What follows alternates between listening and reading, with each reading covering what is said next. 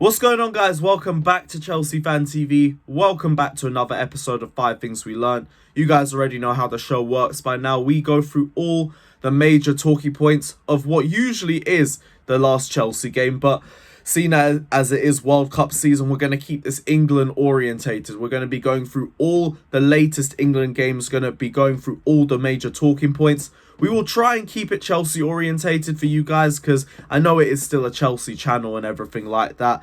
So we're going to try and focus more from a Chelsea perspective. But yeah, let's chop up one of the most anticipated games in the World Cup and also probably the most disappointing game of the World Cup. England 0, USA 0. All the hype, all the build-up, all the fanfare. And that game was like watching paint dry. If anything, watching paint dry might have been slightly more entertaining. At least you knew it was getting to an end point with that. This game, you could have been playing it for another 3-4 hours. I don't think anybody would have scored. If anybody looked more likely to score, it was the US. They were the much better team out of the two sides.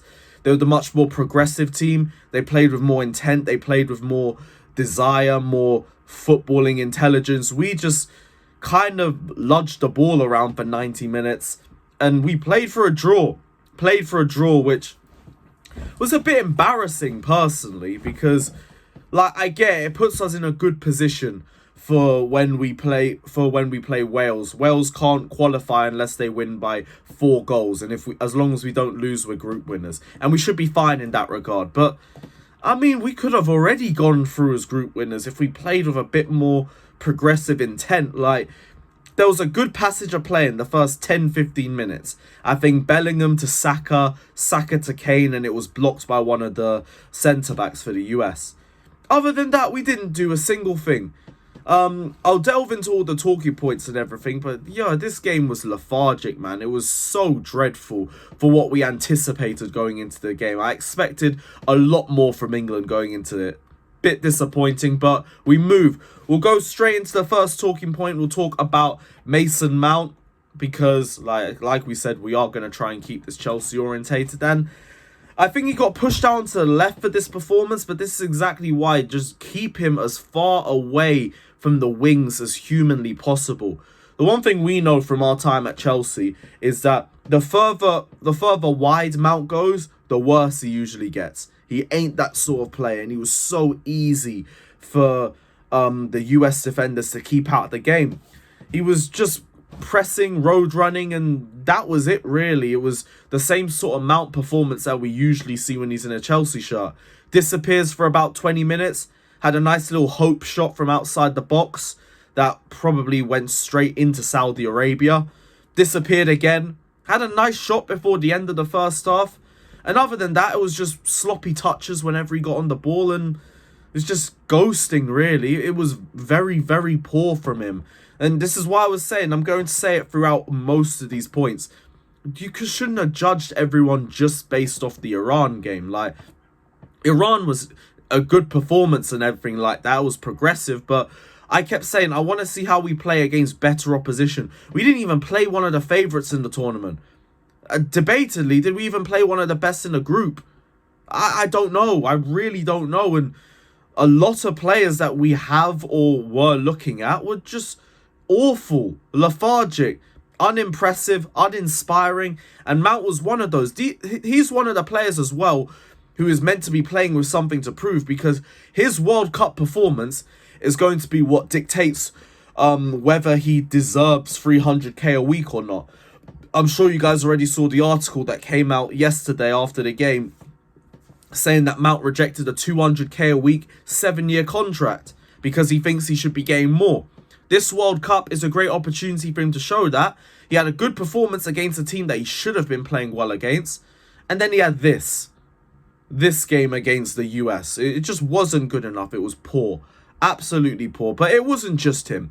We'll delve into the rest of the midfield now for the second point. Rice and Bellingham, 2 players that Chelsea have been heavily linked with this year.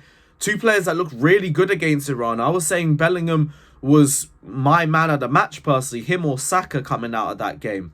Both were terrible. Absolutely terrible. Like, Bellingham had just shocking touches everywhere. other than that nice passage of play to Harry Kane that I spoke about earlier.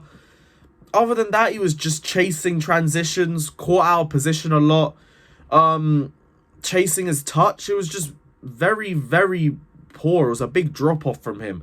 Rice as well. Rice looked like everything that everybody hates Jorginho for, except he's got the physical attribute to his game. Barely passed forward, barely broke the lines, got caught out a few times in transition, was very predictable in possession. And again, this is against a team that was only slightly better than Iran was. Only slightly better. Like, this is why we keep saying, don't judge players off one game. Don't sell your stocks in one game either. Like, see how the players play throughout the tournament. Rice and Bellingham did not look good enough at all. Maybe getting one of them would be the good option for us, but I keep hearing this talk about a Rice, Bellingham, Mount midfield free for Chelsea. Guys, that is not the answer to our problems. Right, Bellingham's way too young. Mount just isn't good enough. And Declan Rice, like, he's more of a box-to-box player than he is a sitter. He's capable of it, but even West Ham use him as more of a box-to-box player, so it's not really the right option for us. But yeah, that midfield was dreadful. Got put in a spliff by Weston McKennie, who had a very good performance as well. But at least I noticed them.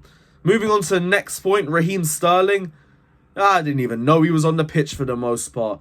There was like flashes of moments from him beating players and all that, but other than that, it was a genuine ghost show.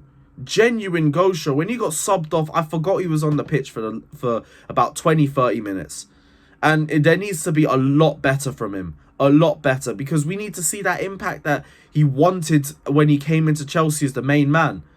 Like, he's the most experienced winger out there for England, and he's just not showing it. Saka as well was another one that was invisible, but at least I saw moments from him. Sterling, I didn't see anything from. It just wasn't good enough. The only positive I have in this 5 things isn't even from England. It's from the US. Christian Pulisic, the only Chelsea player to stand out today. Man of the match as well from both teams, and was probably the best forward for both teams as well. Very unlucky not to score. Had 2 good chances. One was a header. One hit the crossbar in the first half. It was a very, very good performance from him. And see what happens when Pulisic gets given opportunities. 2 starts and 2 good performances from him. Nothing like amazing or player of the tournament worthy, but compared to what we've had, Pulisic looks really good, and he should be getting so much more opportunities for Chelsea. So much more. The last point, Gareth Southgate, you are a joke, man, bruv. You are an absolute joke, man. This game, England versus USA, for all the hype, for all the bragging rights, for all, let's call it a derby, even though it isn't really a derby, but there's a lot of stick riding on either side for this sort of game. And he played, I don't want to swear, because this ain't my channel and everything, but this guy played the most negative brand of football in a game where everybody just wanted progressive play. Like, I know I've heard him say you can't win a tournament in the group stage, but you can certainly lose it. We could have just beaten them.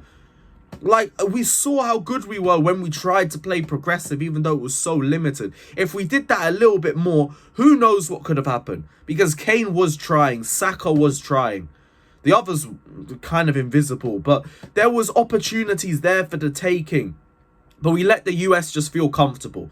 And it was just a poor performance from England all round. But that's the end of 5 things we learned. Big up everybody that's locked in. Smash the like and subscribe button. Let me know you guys' thoughts down in the comment section below. I've been Lewis, and as always, up the Chelsea.